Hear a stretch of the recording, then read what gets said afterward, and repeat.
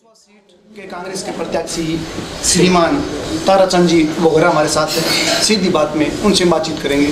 Sir, आप इस क्षेत्र के जाने माने लीडर हैं। सुनने में आ रहा कि आप 3 बार यहाँ सांसद रह चुके हैं, 1 बार विधायक रह चुके हैं और 1 बार जिला प्रमुख के रूप में आसीन आप रह चुके हैं। तो फिर भी सर, डूंगरपुर बांसवाड़ा एक बाहुल्य क्षेत्र है और तीसरी पार्टी आज जिसको बीटीपी के नाम से जाना जा रहा है, तो इसका क्या कारण है? भारत में प्रजातंत्र कायम है और उसके तहत किसी को भी चुनाव लड़ने का हक है जी, और हमें कोई तकलीफ नहीं है जी। जो चुनाव लड़े जाते हैं वो पार्टी के अपने जनता के प्रति क्या भावना है और ये सत्ता मारने के बाद क्या करेंगे जी, और जनता भी जानती है कि सत्ता मारने के बाद क्या करेंगे, तो किन के साथ रहना चाहिए। जी जी।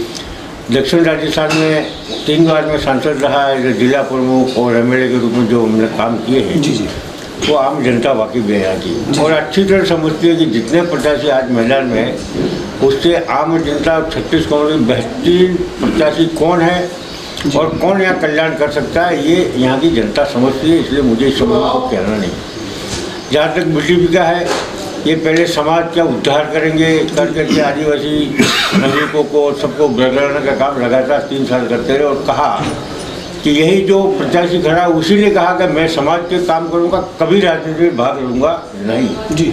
और आज मैदान जंग में ये सारे लोग आए और इनमें भी टिकटों को लेकर भारी झगड़ा है जी। ये चाहते थे हम सत्ता में कैसे आए जी, ऐसे लोगों का है। और जो समाज का नाम लेके समाज को गुमराह किया, आज समाज समझ चुका है कि ये सिर्फ उनके जुमले थे। जैसा कैसे जुमला, नरेंद्र मोदी जी ने 5 साल पहले देश को कहा कि 60 साल कांग्रेस ने कुछ नहीं किया और ऐसे जुमले पकड़ के सत्ता में आए और 5 साल जनता को और हिंदुस्तान को 25 साल पीछे कर दिया। ऐसा ही जुमला इस बीटीपी लोगों ने यहाँ आम जनता के बीच में भेजा और भय पैदा करने का भी काम किया जनरल कास्ट में।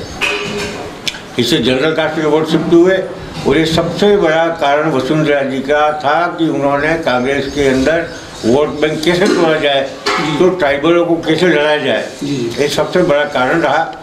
यही कारण था कि लोग आए, मगर जीतने के बाद अब 5 महीनों में इन्होंने एक हैंडपम्प का टूटा किसी व्यक्ति का कोई कल्याण नहीं किया।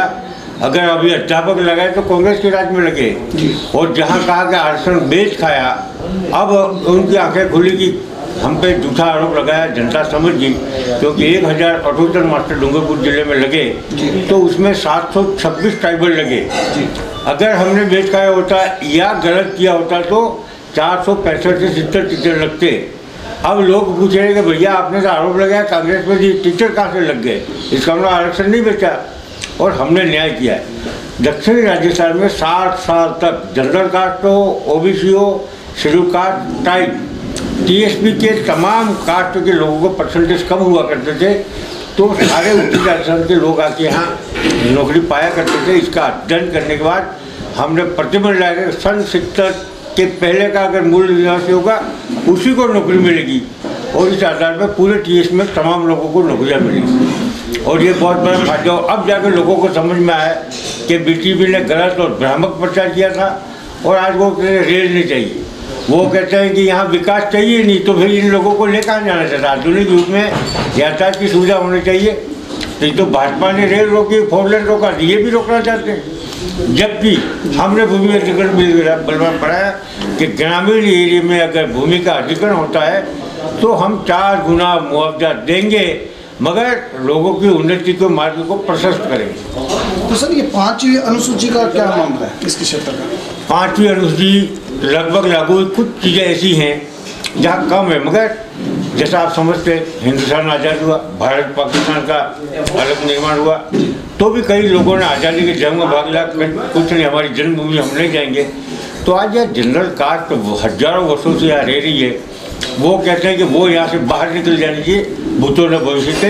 हाँ, उनके हक में, उनकी सुविधाओं में जो चीज़ करनी है, कहीं खामी है तो उसके लिए हम तैयार हैं। हमको हम भी जो पक्के बिल है उनसे ज़्यादा कट्टर है हम, मगर 36 कौमों के नेता है हम, हर एक से वोट लिया है और विकास भी होगा तो 36 कौमों का होगा और जिन जिन समाजों को कोई हक है उसको जोड़ने का काम नहीं करते, उसको जोड़ने का काम करके अगर है तो राहुल जी भी इस समझ में बोलते ही। मगर ये सिर्फ और सिर्फ इन युवकों को भ्रामक प्रचार करके वो अपनी सत्ता हटाने के आगे कुछ नहीं है।